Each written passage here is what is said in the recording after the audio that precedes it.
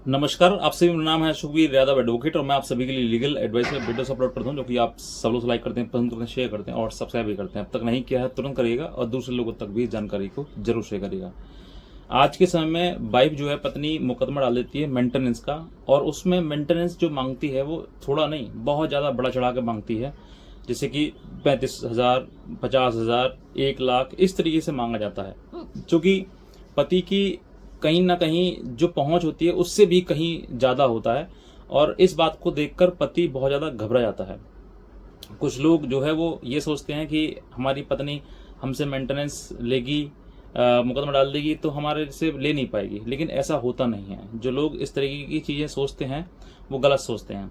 आप आगे ऊपर अगर किसी प्रकार से मेंटेनेंस का मुकदमा दायर कर दिया गया है तो उसको सीरियस लीजिए। आप ऐसे ही अगर उसको लोगे ना तो एक समय ऐसा आएगा कि आपको वो बहुत ज़्यादा बड़ी दिक्कत बन जाएगा और हो सकता है कि आपको जेल भी जाना पड़े। आज मैं आपको एक घटना बताता हूँ इस तरीके से, जो आपके हो सकता है कि आपके केस में काफ़ी मैच करती हो, और दूसरा कि आप इस स्टोरी से आप कुछ सीख सकें ताकि भविष्य में आप अपने सामने जो कभी समस्या प्रॉब्लम आए तो उस प्रॉब्लम को आप किसी प्रकार से ये इतना ना बढ़ने दें कि आपको जेल जाने तक की नौबत पड़ जाए। ये घटना जो है वो आपको बता देता हूँ। पहले सबसे पहले कमेंट पढ़िएगा, जो कमेंट साइड में मैंने है इसमें स्पष्ट कहा गया, सर मैं 2 बार जेल चला गया और अभी भी मेंटेनेंस मैंने चल रहा है, मतलब केस। आपके सामने जब ऐसी कोई कंडीशन आती है कि आपकी पत्नी ने आपके ऊपर मुकदमा कर दिया है मेंटेनेंस करने का, और उस मेंटेनेंस की जो मुकदमे की राशि है, मुकदमा में मेंटेनेंस की राशि है वो बहुत ज़्यादा बताई गई है, और आपके पास समय है, मतलब अभी उसने फाइल किया है और अब जो है वो आपको लड़ना है, तो आप उसको लड़िए। अगर आप किसी प्रकार से उसको लड़ेंगे नहीं, या फिर उसका इंतज़ार कर लीजिए थोड़ा सा कि भाई पत्नी मान जाती है, बातचीत कर लीजिए, कॉम्प्रोमाइज़ करनी बस बात करिए। और अगर कॉम्प्रोमाइज़ नहीं होता है तो उसको लड़ना शुरू कर दीजिए, वरना क्या होगा कि वो लड़की जो है, जो पत्नी है आपकी, वो एक्सपर्टीज को प्रोसीड करवा के एक्सपर्टी करवा लेगी और अपने मन मुताबिक उसमें मेंटेनेंस बनवा देगी। और उसके बाद जो है, जो मेंटेनेंस की रिकवरी होगी, यानी कि उसके बाद समय मिलता है 11 महीने का। 11 महीने के बाद वो रिकवरी डालेगी, मतलब जिस दिन आपका वो जजमेंट हुआ है, जजमेंट के 11 महीने बाद रिकवरी डालेगी। और रिकवरी के बाद जो है फिर आपके पास में पहले सम्मन जाएगा, फिर नोट वारंट जाएगा, फिर गैर जमानती वारंट जाएगा, फिर रिकवरी जाएगी और चलती रहेगी प्रोसेस। अगर आप किसी प्रकार से, क्योंकि ये चीज़ें पुलिस को भेज जाती हैं, पुलिस इसमें मतलब अपनी जिम्मेदारी हो जाती है कि भाई अब इसको गिरफ्तार करना हमारे लिए, तो इस दौरान अगर आप पुलिस के हत्या आ गए तो पुलिस आपको गिरफ्तार करके कोर्ट भेज देगी, और कोर्ट के बाद जो है फिर आपको जेल जाना पड़ जाएगा। कुछ लोगों का ये मानना है कि सर कोर्ट में जाके जेल नहीं जाते हैं, ये मुकदमे बाहर से बाहर छूट जाते हैं। छूट सकते हैं, लेकिन कहीं ना कहीं जो राशि है वो आपको उसमें वो जमा करनी पड़ जाएगी, इसीलिए आप छूट जाएंगे। वरना आप इस चीज़ को हल्के मत लीजिए कि आप जेल नहीं जाओगे या फिर जेल चले जाओगे, 1 महीने जेल काट लेंगे, मेंटेनेंस हमारा जो खत्म हो जाएगा। नहीं, ऐसा कहीं सीआरपीसी में नहीं लिखा हुआ है कि आपके ऊपर लाखों रुपए का मेंटेनेंस हो गया और आपने 1 महीने की जेल काट ली। क्योंकि कुछ लोग भ्रम में रहते हैं, 1 महीने जेल काट ली और जेल काटने के बाद सब मेंटेनेंस माफ। नहीं, आपको जेल भेजा है इस किस लिए है, क्योंकि आप जो है वो कोर्ट का ऑर्डर नहीं मान रहे हैं, इसीलिए। कोर्ट का ऑर्डर मानेंगे यानी कि आपको मेंटेनेंस जो आपके पास पैसा जमा चाहे पैसा आपके ऊपर ड्यू हो रहा है वो आपको पैसा देना है। अगर आप नहीं देंगे तो आपको जेल उठा के भेज दिया जाएगा, और अगर आप जेल से छूट के आते हैं तो फिर वही अमाउंट, जो आपका अमाउंट पहले था वो अमाउंट ज्यों का त्यों खड़ा है और बढ़ेगा, घटेगा नहीं। महीना भर रहे तो महीने भर का जो मेंटेनेंस आपके ऊपर और एडवांस में जुड़ गया, ना कि ख़त्म हो गया। क्योंकि बहुत सारे लोग ये सोचते हैं कि सर इतना मेंटेनेंस मेरे पास ऊपर है और इसमें सीआरपीसी 125 में 1 साल 1 महीने की सज़ा है, तो 1 महीने की सज़ा में काट लूँगा, ख़त्म हो जाए। नहीं, उसमें एज सुन एज पे, मतलब जो इतना जल्दी आप पे कर सकते हैं उसमें तब तक की बात कही गई है।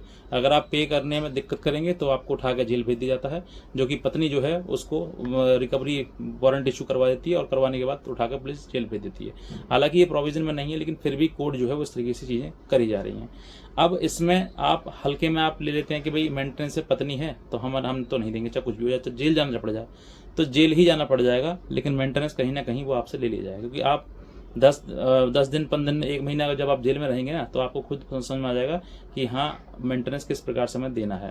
क्योंकि ये चीज़ें जो है, आज आप सोच रहे हैं कि सर कि आप पत्नी के फेवर में बोल रहे हैं, नहीं, फेवर में नहीं बोल रहा, मैं आपको ये पहले से पहले सचेत कर रहा हूँ कि आपको आपके सामने अगर ऐसी नौबत आती है कि मैं पत्नी ने मेंटेनेंस के लिए रिकवरी वारंट निकलवा दिया है, तो उसको जल्द से जल्द या तो वैकेंट करवाएं या उसको उसके खिलाफ आप लड़ाएं। यानी कि जो वारंट किया है उसके खिलाफ, यानी कि एक्सपर्टी का लिया तो एक्सपर्टी रिकॉल करवाएं, और अगर एक्सपर्टी नहीं है, कंटेस्टेड किया है, तो उसको हाई कोर्ट या ऊपर अदालत में उसको चैलेंज कर दें कि ये हमारे इस तरीके की चीज़ें चल रही हैं। अगर चैलेंज होगा तो नीचे से कोर्ट से कोई भी आपके खिलाफ कोई ऑर्डर पास होगा नहीं, और अगर होता भी है तो आपके नज़रों में रहेगा, निगाहों में रहेगा, और आपको पता रहेगा कि ये चीज़ मेरे खिलाफ आ रही हैं।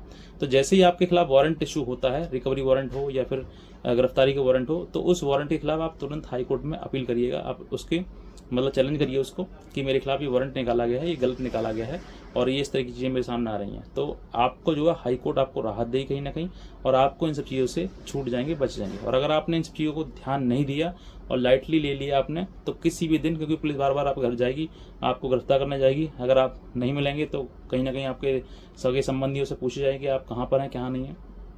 और उसके बाद जिस दिन भी आप किसी दिन कोर्ट में आएंगे तो कोर्ट के पास में भी आपको गिरफ्तार कर लिया जा सकता है। या फिर आप समझ के देखिए कि जहाँ पर आप रह रहे हैं वहाँ पर अगर कोई जानकार है, कोई सूद देने वाला है, सूदिया है, तो कहीं ना कहीं जैसे आप आएंगे वैसे ही आपको पुलिस आके अरेस्ट करके ले जाएगी। तो जो आप ये समझिए कि इन सब चीज़ों से बचने से बेहतर है कि आप उसका जो वारंट आपके खिलाफ इशू हुआ है या फिर जो रिकवरी वारंट इशू हुआ है उसको तुरंत चैलेंज कर दें। जैसे ही आप चैलेंज कर देंगे तो उसका स्कोप खत्म हो जाएगा, उसका जो गिरफ्तारी वगैरह है वो सब कुछ बंद हो जाएगी और आप सेफली अपने घर में सुरक्षित रह सकते हैं। अन्यथा बार बार चीज़ सामने आएंगी तो कहीं ना कहीं आपसे पत्नी को लड़ने का मतलब कहीं ना कहीं जेल जाना भी पड़ सकता है, क्योंकि आप उसको ऑर्डर को मान नहीं रहे हैं और पुलिस आपके पीछे पीछे भाग रही है। तो ये सचेत करने के लिए था मेरे पास, और कोई मेरा उद्देश्य नहीं था, क्योंकि आज के समय में पत्नी नहीं रही है, वो आपको कहीं ना कहीं ऐसे मोड़ पर ला खड़ी कर देगी कि आप समझ नहीं पाएंगे कि मुझे कहाँ क्या करना है। तो इस परिस्थिति में जो है आपको सिर्फ एक ही चीज़ समझनी है कि मुझे इस तरीके की चीज़ों के सामने जब चीज़ आती हैं तो वो मुझे फेस करनी है, क्योंकि लड़ाई ही आपका एकमात्र जीत का रास्ता है और कोई नहीं। इतने कहना चाहूँगा। अगर आप नए हैं तुरंत सब्सक्राइब कर लें, और एक हमारा व्हाट्सअप ग्रुप है, उसका लिंक मैंने इसी वीडियो के नीचे डिस्क्रिप्शन में दिया हुआ है, उसको आप क्लिक करके देख सकते हैं, उसको फॉलो कर सकते हैं, ताकि वहाँ पर आपको लेटेस्ट जानकारी अपडेट्स वगैरह मिलती रहती है। तो बस मैं कहना चाहूँगा, आज का वीडियो देखना आपसे बहुत धन्यवाद।